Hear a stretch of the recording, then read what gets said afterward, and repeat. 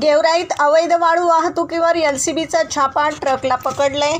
35,90,000 रुपयांचा मुद्देमाल जप्त. नमस्कार, आपण पाहत आहात महाराष्ट्र जनता न्यूज. बीडमधून एक मोठी बातमी. धुळे सोलापूर महामार्गावर विनापरवाना अवैध वाळूची वाहतूक करणाऱ्या एका ट्रकला स्थानिक गुन्हे शाखेच्या पथकाने ताब्यात घेतले. या कारवाईत 15 ब्रास वाळू आणि ट्रकसह तब्बल 35,90,000 रुपयांचा मुद्देमाल जप्त करण्यात आला असून दोघांवर गेवराई पोलीस ठाण्यात गुन्हा दाखल करण्यात आला आहे. दिनांक 23 ऑगस्ट रोजी पहाटेच्या सुमारास गेवराई परिसरातील हॉटेल डिसेंट समोर विनापरवाना वाळूने भरलेला ट्रक उभा असल्याची माहिती एलसीबीला मिळाली होती.